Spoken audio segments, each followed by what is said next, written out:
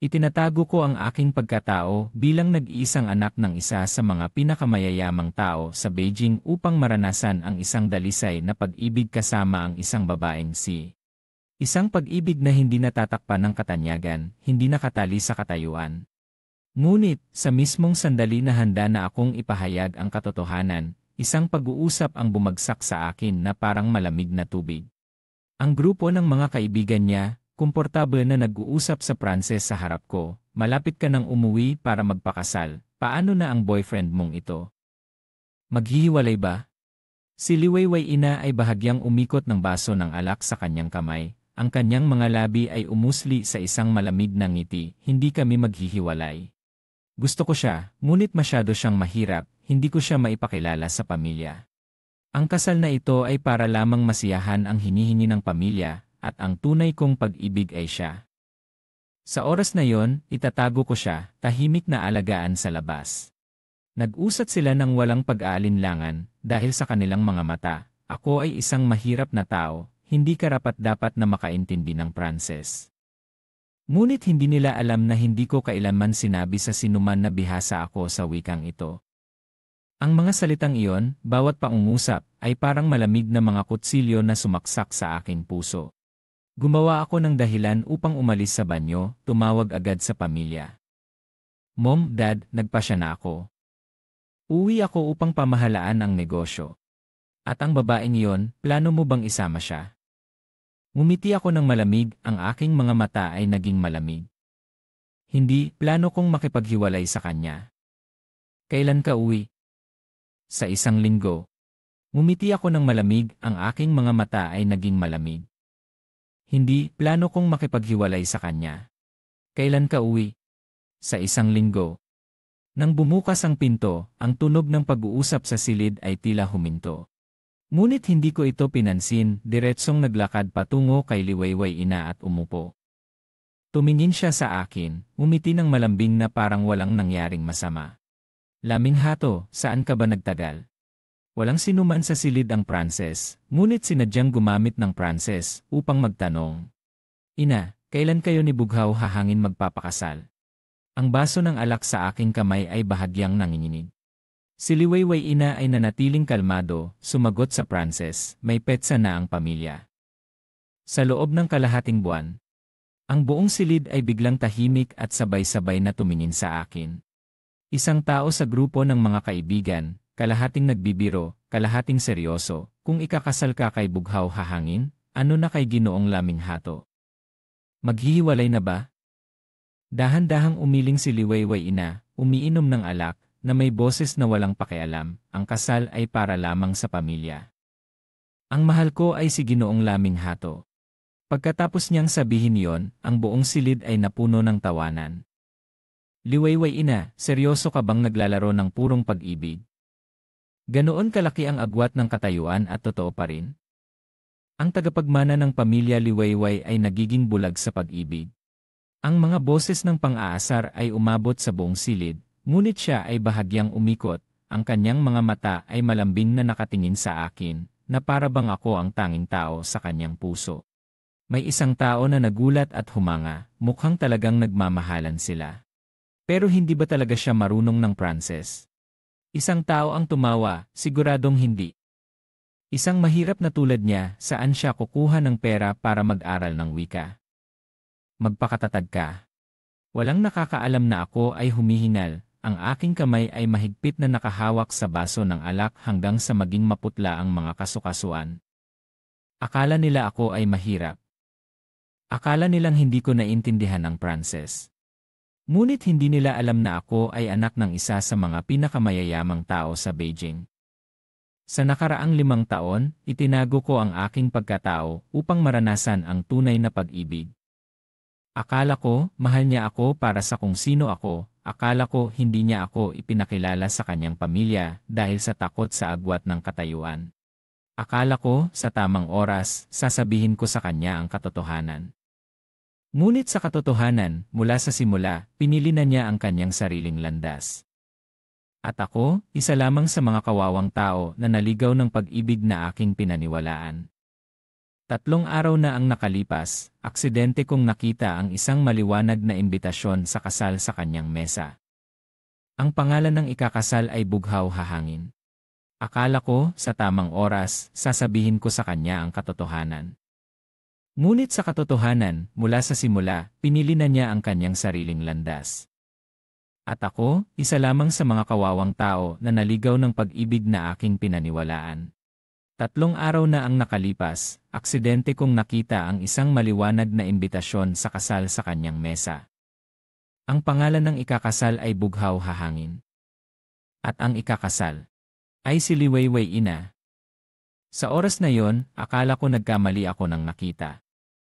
Ngunit hindi, ang kanyang pangalan ay malinaw na nakasulat doon, bawat letra ay parang isang saksak sa aking puso. Sa kabila ng pagsasabi ng pagmamahal sa akin, sa likod niya ay tinanggap na niya ang kasal na itinatag ng pamilya. Sa isang banda, pinapangalagaan niya ako, malambing na tinatawag akong asawa. Sa kabilang banda, abala siya sa paghahanda para sa kasal sa isang lalaking karapat-dapat sa kanyang katayuan. Sa sandaling iyon, bigla kong naisip, hindi na kailangang magsalita pa. Siya ay magpapakasal. Ako ay magmamana ng negosyo. Pareho kaming may maliwanag na hinaharap. Matapos ang ilang linggong pag-inom, ang salo-salo ay sa wakas ay natapos. Madilim na, unti-unting umalis ang lahat. Ako ang huli, dahan-dahang lumabas nang biglang may isang boses na umabot mula sa likuran, "Ginoong Laming Hato." Napahinto ako, lumingon. Ang tumawag sa akin ay isang kasosyo na naghanap ng lahat ng paraan upang makipagtulungan sa aking ama. Isang alon ng pagkabahala ang umusbong sa aking puso. Isa na namang tao ang nakakaalam sa akin. Ayokong ipakita ang aking pagkatao dito. Habang nag-iisip ng paraan upang harapin ito, biglang may isang babae na kasama ni Liwayway Ina ang tumawa. Ang kanyang mga mata ay may paghamak na tiningnan ako mula ulo hanggang paa. Ang mga tunog ng pang-aasar ay agad na sumiklab. Hindi na sila nag-usap sa Pranses. Sa pagkakataong ito, nagbiro sila sa harap ko, gamit ang isang wika na tiyak na naintindihan ko. Ngunit nakatayo lang ako roon, walang emosyon. Sa gitna ng masayang tawanan, wala akong reaksyon. Sa kabaligtaran, si Liwayway Ina ay tila hindi nasisiyahan.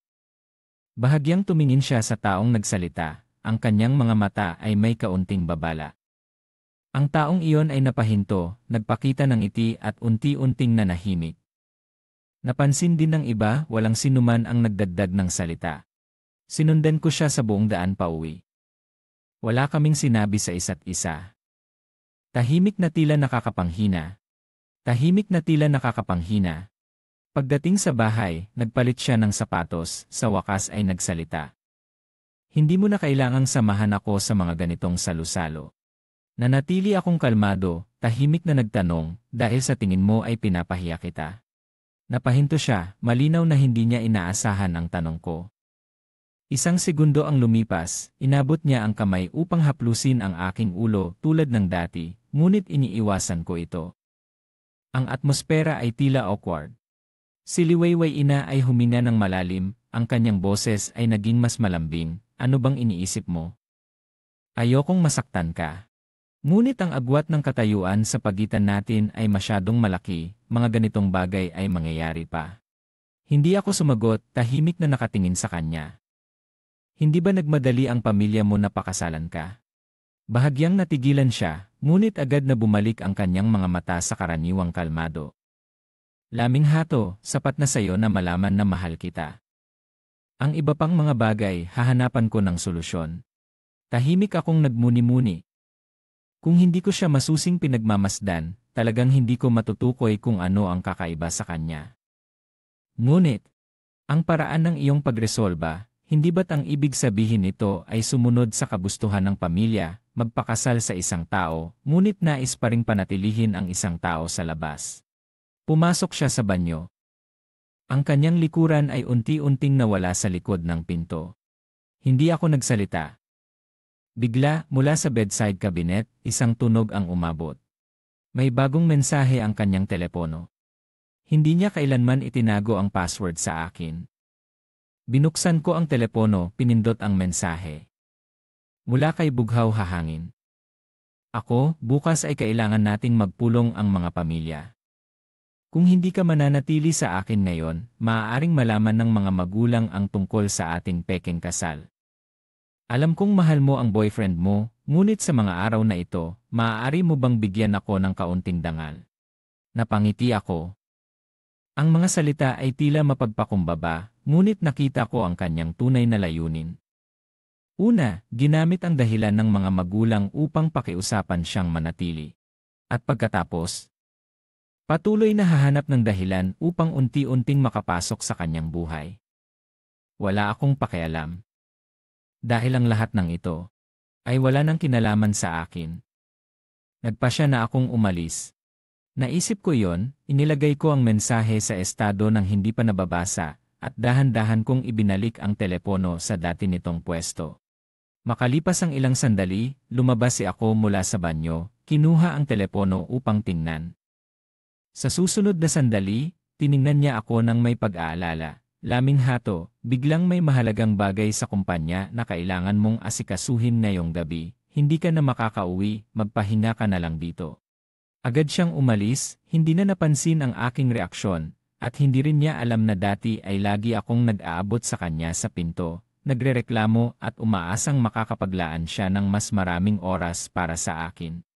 Pero sa pagkakataong ito, hindi ko siya pinigilan, pinanood ko ang kanyang likod habang unti-unti siyang nawawala. Ding dong! Kaakibat ng pag-alis ni ako, nakatanggap din ako ng mensahe sa telepono. Sa isang salita ko, hahanapin ako ni ako. Bukas, makikita kami ng pamilya ng bawat isa. Kapag talagang ikinasal kami, ano ka? Isang kasintahan na hindi maipapakita sa liwanag.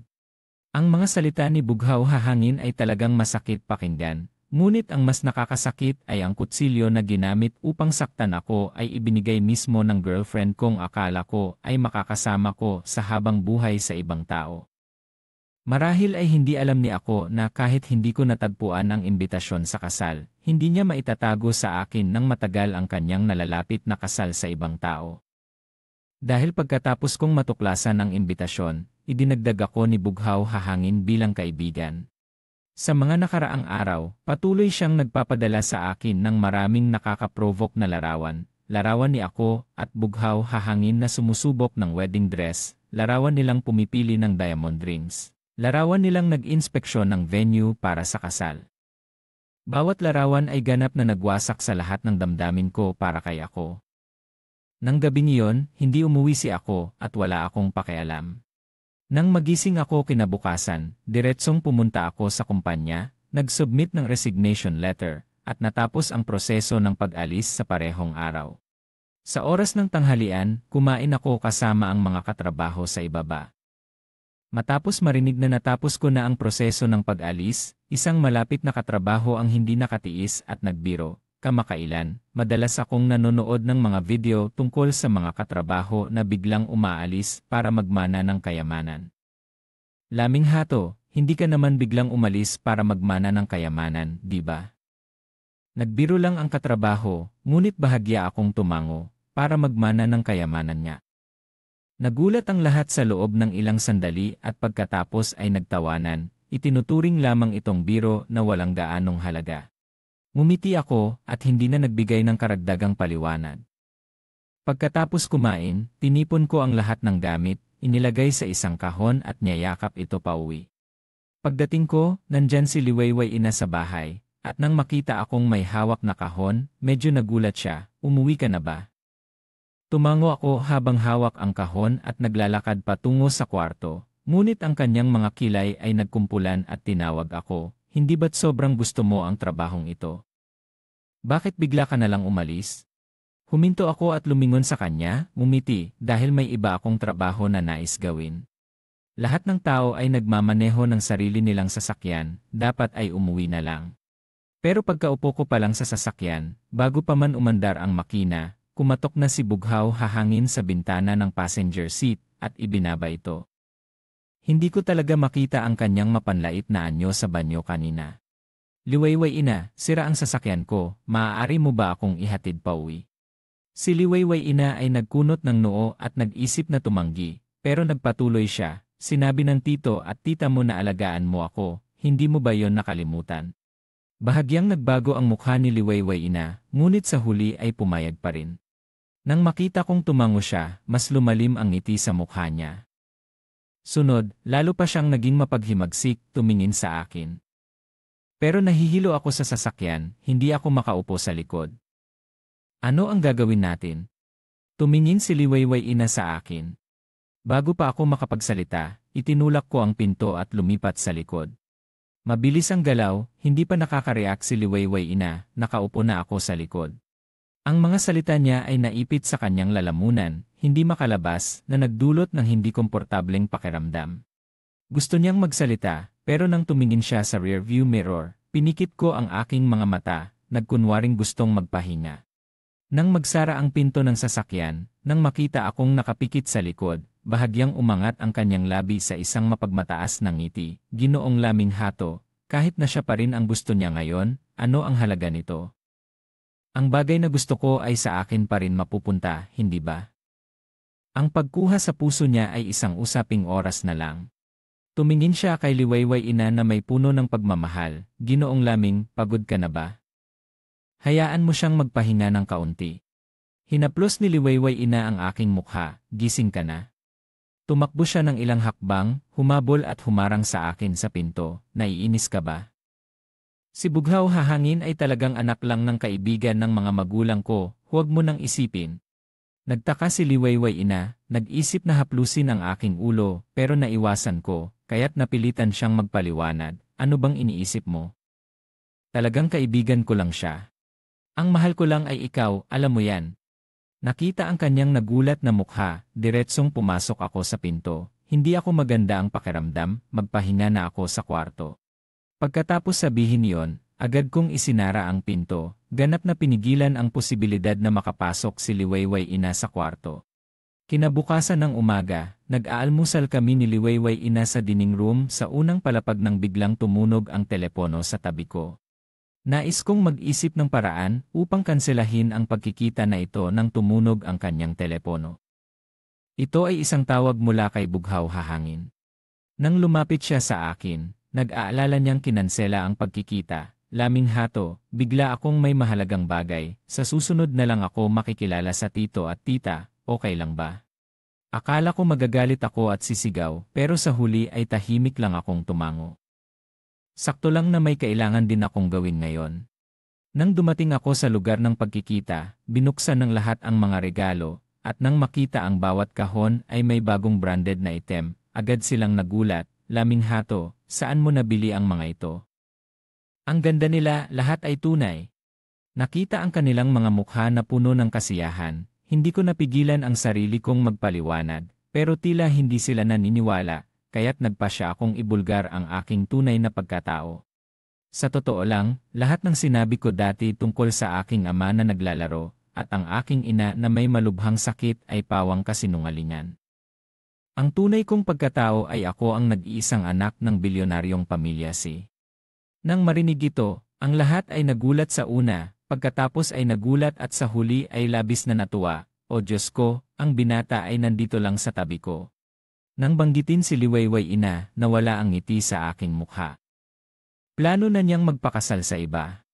Paano mangyayari yon? Nang marinig ito, puno ng pagdududa ang aking mga kaibigan. Upang protektahan ka, nagmaneho siya ng matatag, sa huli ikaw ay walang sugat, ngunit siya ay nagkaroon ng 3 fractured ribs, nakahiga sa ospital ng 3 buwan, halos hindi nagising. Nang marinig ng mga kaibigan ang mga nakaraang kwento, hindi ko maikaila ang damdaming bumabalot sa akin. Noon, talagang mahal ako ni Liwayway ina, mahal na handang isakripisyo ang kanyang buhay. Pero ngayon, umiling ako, umiti ng bahagya, tama nga, mahal niya ako, pero ang pamilya niya ay naniniwala na ang aking pagkatao ay hindi sapat para sa kanya. Bago ko pa man maipahayag ang aking tunay na pagkatao, pumayag na siyang magpakasal sa iba. Sa kanyang pananaw, pagkatapos ng kasal, marahil ay nais niyang maging aking kabit. Agad na nagalit ang mga kapatid nang marinig ang mga salitang ito, ano? Kabit? Para sa nag-iisang anak ng bilyonaryo na maging kabit. Talagang nababaliw na ang pamilya Liwayway ina.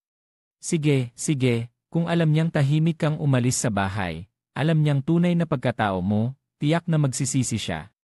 Sa pagkakataong iyon, pumasok si Liwayway ina at bughaw hahangin mula sa pinto. Nang marinig ang kanilang mga sinasabi, nagkunot ang kanilang mga noo, anong tunay na pagkatao? Nang makita silang pumasok, may isang kaibigan na nagtatangkang magsalita ay agad kong pinigilan. Tumingin ako sa dalawang pumasok, malamig ang aking tono, bakit kayo nandito? Nang marinig ang tanong ko, hindi maiiwasang makaramdam ng kaunting hiya si Liwayway ina. Umiwas ang kanyang tingin, may kooperasyon ang aming mga pamilya kaya't nagkita kami upang pag-usapan. Nang marinig ang sagot niya, napatawa ako sa loob.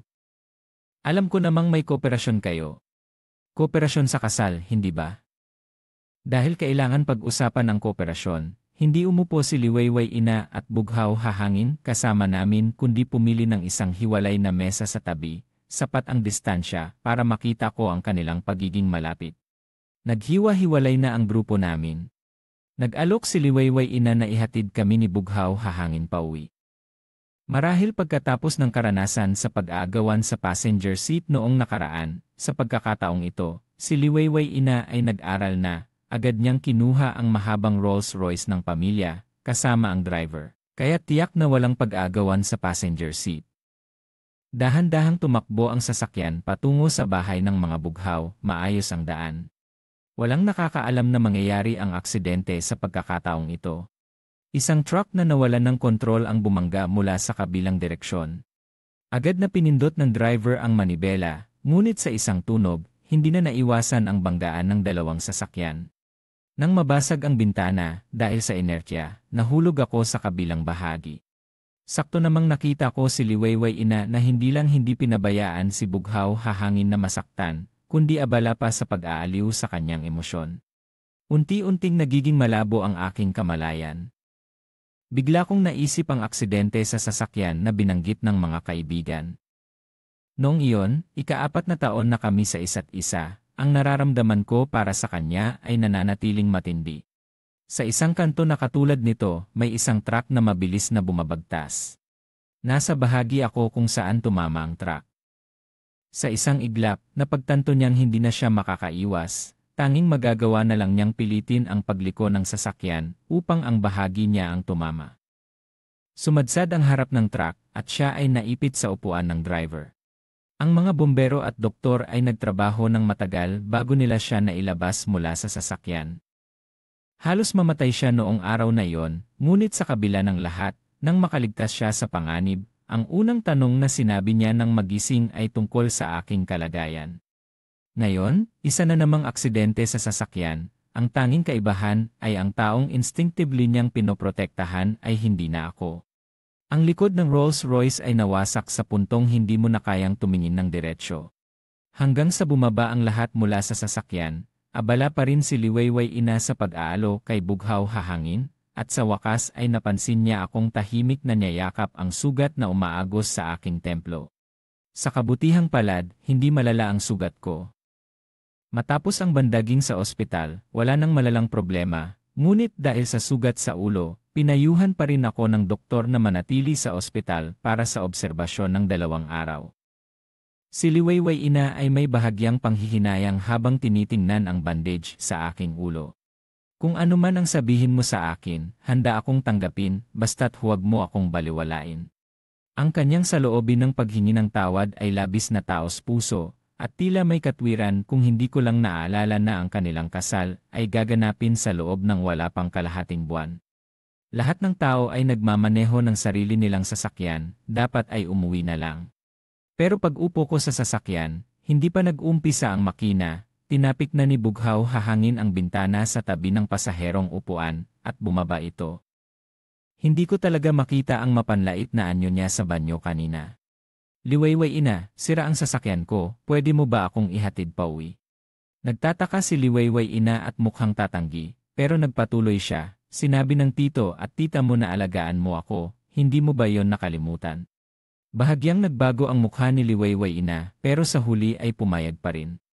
Nang makita kong tumango siya, mas naging maliwanag ang ngiti sa mukha niya. Sunod, lalo pa siyang naging mapaghimagsik, tumingin sa akin. Pero nahihilo ako sa sasakyan, hindi ako makaupo sa likuran. Ano ang gagawin natin? Tumingin si Liwayway Ina sa akin. Bago pa man siya makapagsalita, itinulak ko ang pinto at lumipat sa likuran. Mabilis ang galaw, hindi pa nakaka-react si Liwayway Ina, nakaupo na ako sa likuran. Ang mga salita niya ay naipit sa lalamunan, hindi makalabas, na nagdulot ng labis na pagkabahala. Gusto niyang magsalita, pero nang tumingin siya sa salamin, pinikit ko ang aking mga mata, nagkunwaring gustong magpahinga.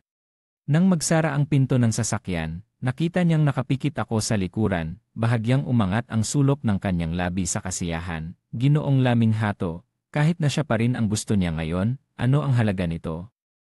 Ang bagay na gusto ko ay sa akin pa rin mapupunta, hindi ba? Ang pagkuha sa puso niya ay isang usaping oras na lang. Tumingin siya kay Liwayway Ina na may puno ng pagmamahal. Ginoong Laming Hato, pagod ka na ba? Hayaan mo siyang magpahinga sandali. Hinaplos ni Liwayway Ina ang aking mukha, gising ka na. Tumakbo siya ng ilang hakbang, humabol at humarang sa akin sa pinto. Nagalit ka ba? Si Bughaw Hahangin ay talagang anak lang ng kaibigan ng mga magulang ko, huwag mo nang isipin. Tinanong ko, akala mo ba na pinapahiya kita? Ang mahal ko ay ikaw lang, alam mo iyon. Nakita ang kanyang naguguluhang mukha, diretso akong pumasok sa pinto. Hindi ako maganda ang pakiramdam, magpahinga na ako sa kwarto.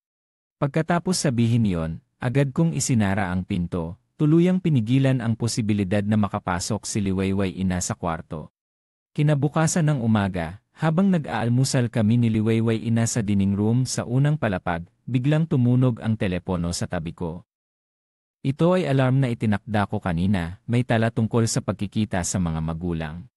Nais kong mag-isip ng paraan para kanselahin ang pagkikita nang tumunog ang kanyang telepono. Ito ay tawag mula kay Bughaw Hahangin. Hindi ko alam kung ano ang sinabi sa kabilang linya, pero nagbago ang mukha niya. Habang papalapit siya sa akin, may pag-aalangan niyang kinansela ang pagkikita. Laming Hato, bigla akong may mahalagang bagay, sa susunod na lang ako makikipagkita sa tito at tita, okay lang ba? Akala ko magagalit ako at sisigaw, pero sa huli ay tahimik lang akong tumango. Sakto lang na may kailangan din akong gawin ngayon. Hindi nagtagal matapos umalis si Liwayway Ina, umalis din ako sa bahay, pumunta sa shopping mall, naghahanda ng regalo para sa mga kaibigan na makikita ko. Nang dumating ako sa lugar ng pagkikita, binuksan ng lahat ang mga regalo, at nang makita ang bawat kahon ay may bagong branded na item, agad silang nagulat at sumigaw, Laming Hato, saan mo nabili ang mga ito? Ang ganda nila, tunay na mga produkto. Nakita ang kanilang masayang anyo, hindi ko mapigilang magpaliwanag, pero nagpakita sila ng kawalang paniwala, kaya't nagpasya akong ipakita ang aking tunay na pagkatao. Sa totoo lang, lahat ng sinabi ko dati tungkol sa aking ama na naglalaro sa sugal, at ang aking ina na may malubhang sakit ay pawang kasinungalingan. Ang tunay kong pagkatao ay ang nag-iisang anak ng bilyonaryong Go. Ang dahilan kung bakit ako umalis sa inyo ay dahil malapit na akong bumalik upang ipagpatuloy ang negosyo ng pamilya. Nang marinig nila ito, una silang nagulat, pagkatapos ay nagulat at sa huli ay labis na nagalak, o Diyos ko, ang mayamang binata ay nandito lang sa tabi ko. Nang banggitin si Liwayway Ina, nawala ang ngiti sa aking mukha. Plano na niyang magpakasal sa iba. Paano mangyayari yon? Nang marinig ito, puno ng pagdududa ang mga kaibigan ko. Sa aming mga mata, siya ay isang napaka-espesyal na babae sa mataas na lipunan, hindi ba? 3 taon na ang nakalipas, sinabi mong gusto mo ng mga night blooming serious, ginastos niya ang malaking halaga para bilhin lahat ng night blooming serious sa mundo para lang mapangiti ka. 2 taon na ang nakalipas, nagkasakit ka, kinansela niya ang kontrata na nagkakahalaga ng daan-daang milyon para umuwi mula sa ibang bansa, at personal na alagaan ka ng walang tulog sa buong gabi. At 1 taon na ang nakalipas, nang maaksidente ang sasakyan nyo, dapat ay tumama ang isang truck sa'yo. Upang protektahan ka, nagbago siya ng direksyon, sa huli ikaw ay walang sugat, pero siya ay nabalian ng 3 tadyang, nakahiga sa ospital ng 3 buwan, halos hindi na nagising. Ago siya ng direksyon, sa huli ikaw ay walang sugat, pero siya ay nabalian ng 3 tadyang, nakahiga sa ospital ng 3 buwan, halos hindi na nagising.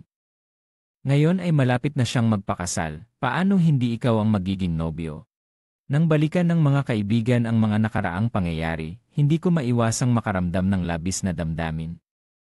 Noon, talagang mahal ako ni Liwayway ina, mahal na handang isakripisyo ang kanyang buhay. Pero ngayon, umiling ako, umiti ng bahagya, tama siyang mahal ako, pero iniisip ng kanyang pamilya na hindi ako karapat-dapat para sa kanya. Hindi ko pa nasasabi ang aking tunay na pagkatao, pumayag na siyang magpakasal sa iba. Sa kanyang pananaw, pagkatapos ng kasal, marahil gusto niya akong gawing kabit. Agad na nagalit ang mga kapatid nang marinig ang salitang ito, ano? Kabit? Para sa nag-iisang anak ng bilyonaryo na maging kabit. Talagang nababaliw na ang pamilya Liwayway ina. Sige, kung malaman niyang tahimik kang umalis sa bahay, at alam niyang tunay mong pagkatao, tiyak na magsisisi siya ng labis. Sa pagkakataong iyon, pumasok si Liwayway ina at bughaw hahangin mula sa pinto. Nang marinig ang kanilang mga salita, nagkunot ang noo, anong tunay na pagkatao? Nang makita silang pumasok, may isang kaibigan na nagbabalak sanang magsalita ay agad kong pinigilan. Tumingin ako sa dalawang pumasok, malamig ang tono, bakit kayo nandito? Nang marinig ang tanong ko, hindi maiiwasan ni Liwayway ina na maging medyo nahihiya, umiwas ang kanyang tingin, may kooperasyon ang dalawang pamilya kaya't nagkita kami para pag-usapan. Nang marinig ang sagot niya, napatawa ako sa loob. Alam ko na ang kooperasyon ng mga tao. Kooperasyon sa kasal, hindi ba? Dahil kailangan pag-usapan ang kooperasyon, hindi umupo si Liwayway ina at bughaw hahangin kasama namin kundi pumili ng ibang mesa sa tabi. Sapat na pwesto para makita ko ang kanilang pagiging malapit. Matapos kumain, naghiwa-hiwalay na ang grupo namin. Iminungkahi ni Liwayway ina na ihatid kami ni Bughaw hahangin pauwi. Marahil pagkatapos ng karanasan sa pag-aagawan sa pasaherong upuan noong nakaraan, sa pagkakataong ito ay nagkaroon ng karanasan si Liwayway ina, agad niyang kinuha ang pinalawig na Rolls Royce ng pamilya, may driver pa. Kaya tiyak na walang pag-aagawan sa pasaherong upuan. Dahan-dahan ang sasakyan papunta sa bahay ng mga bughaw, maayos ang daan. Walang nakakaalam na mangyayari ang aksidente sa pagkakataong ito. Isang truck na nawalan ng kontrol ang biglang sumugod mula sa kabilang direksyon. Ang driver ay reflexively na nagmanipula ng manibela, pero narinig lang ang isang malakas na tunog, hindi na naiwasan ang banggaan ng dalawang sasakyan. Nang mabasag ang bintana, dahil sa inertya ay nahulog ako sa kabilang bahagi. Sakto namang nakita ko si Liwayway ina, hindi lang niya pinabayaan si Bughaw hahangin na masaktan, abala pa siyang nagpapakalma sa kanyang emosyon. Unti-unting nagiging malabo ang aking kamalayan. Bigla kong naisip ang aksidente sa sasakyan na binanggit ng mga kaibigan. Noong iyon, ika-4 na taon na kami magkasama, ang nararamdaman ko para sa kanya ay nananatiling masidhi. Sa isang kanto na katulad nito, isang truck na bumabagtas ng mabilis. Nasa bahagi ako kung saan tumama ang truck. Sa isang iglap, napagtanto niyang hindi na niya maiiwasan, kaya't pinilit niyang iwasan ang bangga sa pamamagitan ng pagliko ng sasakyan upang ang bahagi niya ay nakaharap sa pagtama. Ang harapan ng truck ay sumadsad at siya ay naipit sa upuan ng driver. Niya ay nakaharap sa pagtama. Ang harapan ng truck ay sumadsad at siya ay naipit sa upuan ng driver. Ang mga bombero at doktor ay nagtrabaho ng matagal bago nila siya nailabas mula sa sasakyan. Halos mamatay siya noong araw na iyon, ngunit sa kabila ng panganib, ang unang sinabi niya nang magising siya ay ang pag-alala sa aking kalagayan. Ngayon, isang aksidente sa sasakyan na naman, ang tanging kaibahan ay ang taong instinctively niyang pinoprotektahan ay hindi na ako. Ang likod ng Rolls Royce ay nasira ng labis na hindi mo kayang tumingin ng diretsyo. Hanggang sa bumaba ang lahat mula sa sasakyan, si Liwayway ina ay abala pa ring nagpapalakas ng loob kay Bughaw hahangin, at sa wakas ay napansin niya akong tahimik na niyayakap ang sugat na dumudugo sa aking templo. Sa kabutihang palad, hindi malala ang aking sugat. Pagdating sa ospital at matapos ang bandaging, wala nang malalaking problema, ngunit dahil sa sugat sa ulo, pinayuhan pa rin ako ng doktor na manatili sa ospital para sa obserbasyon ng 2 araw. Si Liwayway ina ay may kaunting pagsisisi habang tinitingnan ang bandage sa aking ulo. Laming hato, pasensya na, noong mga panahong iyon, naisip ko lang na magkakaroon kami ng pakikipagtulungan kay Bughaw Hahangin. Kailangan naming dumalo ng magkasama kaya't hindi dapat masaktan ang mukha niya. Kaya't pinrotektahan ko siya. Kung ikaw ay magagalit sa akin, sisigawan ako, tatanggapin ko, basta't huwag mo lang akong baliwalain, okay? Ang kanyang tono ng paghingi ng tawad ay labis na taos puso, at tila may katwiran kung hindi ko lang naaalala na ang kanilang kasal ay gaganapin sa loob ng wala pang kalahating buwan. Yumuko ako at walang sinabi. Patuloy pa rin si Liwayway Ina sa paghingi ng tawad, walang tigil na nagsasabi ng pasensya na. Bigla, tila naisip niya ang isang bagay, at ang kanyang mga mata ay kumikislap sa saya. Ilang araw na lang, kaarawan mo na, gusto kong bigyan ka ng regalo ng maaga, okay lang ba? Anong gusto mong regalo sa kaarawan, bibilhin ko para sa'yo. Sa wakas, itinataas ko ang aking mga mata at tinitigan siya, ang aking mga mata ay nananatiling walang emosyon. Sige, bumili ka sa akin ng tiket ng eroplano papuntang Edine sa 3 araw. Bakit ka pupunta sa Edine? Medyo nagulat siya ngunit mabilis din siyang nagbigay ng sagot, gusto mo bang maglakbay? Hindi ko na ipinaliwanag, tumango na lang ako. Si Liwayway Ina ay hindi na nagtanong pa, sa harap ko ay binuksan ang kanyang telepono at bumili ng tiket ng eroplano papuntang Edine. Matapos niyang bilhin, sinabi niya, sa mga panahong ito, abala ako at walang oras na makasama ka. Pumunta ka na sa Edine at kapag may oras na ako, susunod ako sa iyo. Ang tiket ng eroplano na ito ay medyo maliit na regalo sa kaarawan. Pagdating ng panahon, maghahanda ako ng malaking sorpresa para sa iyo. Umiling ako at bahagyang ngumiti, hindi ito maliit sa lahat, dahil ang tiket na ito ay daan pauwi ko. Liwayway Ina, salamat sa iyong regalo. Salamat sa iyong pagdala sa akin pauwi.